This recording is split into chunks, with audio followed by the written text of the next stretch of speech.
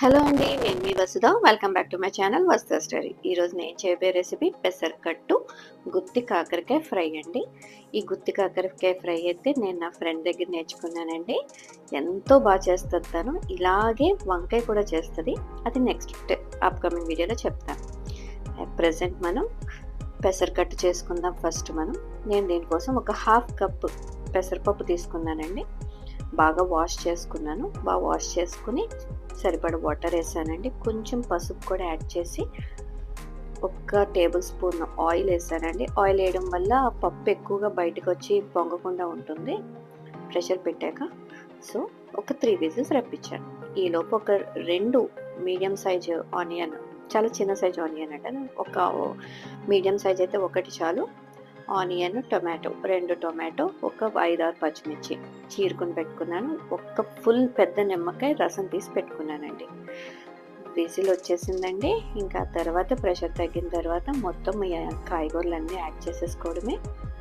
ఇంకేమైనా కాయగూరలు కావాలంటే యాడ్ చేయొచ్చు. బట్ పెసరకట్టు చాలా సింపుల్గా అయితే ఇలానే చేస్తారు. నేను అలాగే చేస్తున్నానండి. 2 టేబుల్ స్పూన్ ఆఫ్ కళ్ళుప్పు వేసాను.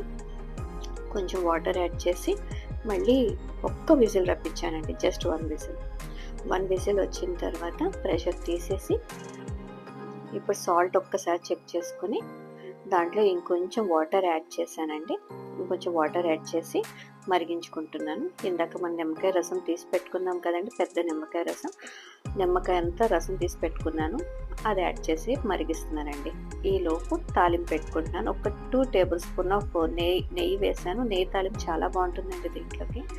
1 టేబుల్ స్పూన్ మెంతులు, 1 టీ స్పూన్ జీలకర్ర, 1 టీ స్పూన్ ఆవాలు, గార్లిక్ తీసుకుని చక్కగా చిన్నగా చాప్ చేసి పెట్టుకున్నాను. ఆ గార్లిక్ కూడా యాడ్ చేసుకున్నానండి. వెల్లుల్లి కూడా యాడ్ చేసుకున్నాక కరివేపాకు, ఇంగువ, అంతేనండి. తర్వాత కొంచెం ఎండుమిర్చి. ఇదంతా చక్కగా వేగిన తర్వాత మరుగుతున్న కట్టులోకి యాడ్ చేసుకోవడమేనండి. మరుగుతున్న కట్టులోకి యాడ్ చేసుకొని జస్ట్ కొంచెం దాన్ని మసలనివ్వాలండి. అంతే, పెసరకట్టు రెడీ. ఎంతో సింపుల్గా, టేస్టీగా, కమ్మగా ఉంటుంది. ఒక్కసారి ట్రై చేయండి. ఇంక ఇప్పుడు మనం గుత్తి కాకరకాయ ఫ్రై చేసేసుకుందామా? ఈ గుత్తి కాకరకాయ నేను జస్ట్ 3 కాకరకాయలతో చేస్తున్నానండి. వీడియోలో చూపించినట్టుగా ఇలాగా గుత్తుగా కట్ చేసుకోవాలండి దీన్ని. ఇది నా ఫ్రెండ్ రెసిపీ అండి. తన పేరు అరుణ. చాలా బాగా చేస్తుందండి. తన దగ్గరే నేర్చుకున్నాను నేను మీకు తప్పకుండా చెయ్యాలని అనుకున్నాను. హైదరాబాద్లో ఉంటుందండి. నేను ఎప్పుడు వెళ్ళినా నా కోసం ఇదొకటి, వంకాయ ఫ్రై కూడా ఇలాగే చేస్తుంది. చాలా బాగా చేస్తుంది. సో ఒక్కసారి మీతో షేర్ చేస్తున్నాను. ఇది నేనైతే ఇలాగే చేస్తున్నాను. మీకు చేదు వద్దు అని అనుకుంటే పైన పీల్ చేసేసుకుని వాటర్లో ఇలా కట్ చేసుకుని ఉప్పు నీళ్ళలో నానబెట్టుకుని పిండుకుని చేసుకోవచ్చండి ఇదే ప్రాసెస్లో. బట్ నాకు కాకరకాయ చాలా ఇష్టం. నేను అలా చేయట్లేదు. నేను ఇలాగే చేసుకుంటున్నాను. ఒక దోశ ప్యాన్ తీసుకుని కొంచెం ఆయిల్ వేసి మరిగిస్తానండి. 3 టేబుల్ స్పూన్. వీడియోలో చూపించినట్టుగా మొదలు కొంచెం కత్తితో ఇలాగా నొక్కుంటే మీకు లోపల వరకు ఎగుతుందండి. అంతేనండి. ఇది మొత్తం 3 కాయలు అలా పెట్టుకున్నాను. చక్కగా వేపుకోవడమేనండి. ఇంకా ఈ గింజలు కూడా ఏం తీయక్కర్లేదు. అది కూడా చాలా బాగుంటుందండి వేగిన తర్వాత. కొంచెం అటు ఇటుగా ఆ ఆయిల్ తోటే సరిపోతుంది. చాలా బాగా వేగుతుంది. ఆయిల్ కూడా ఎక్కువ పట్టదండి దీనికి. ఇలా చేసుకోవడం వల్ల, ప్యాన్లో చేయడం వల్ల ఆయిల్ కూడా చాలా తక్కువ పడుతుంది. చక్కగా వీడియోలో చూపిస్తున్నట్టుగా కొంచెం అలా తిప్పుకుంటూ వేపుకోవాలండి.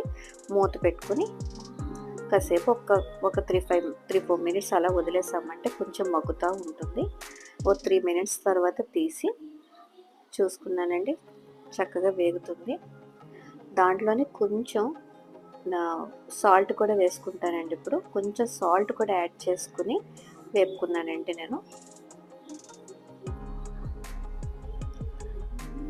కొంచెం సాల్ట్ వేసి వేపుకున్న తర్వాత ఆయిల్ కొంచెం తగ్గింది, ఇంకొంచెం ఆయిల్ పడుతుంది అని అనిపిస్తే కొంచెం ఆయిల్ యాడ్ చేసుకోండి. ఇదిగోండి, నేను ఇంకో బ్రష్ తోటి చాలా లైట్గా కొంచెం ఆయిల్ యాడ్ చేశాను.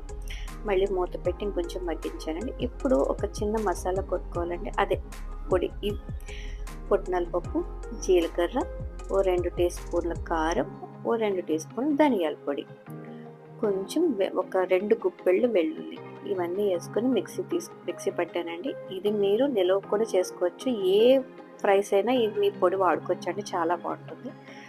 ఈలోపు చక్కగా ఎంత బాగా వేగిందో చూసారా, చక్కగా వేగింది. ఇప్పుడు దీనికి మనం ఈ పొడి కొంచెం యాడ్ చేసుకుందాం.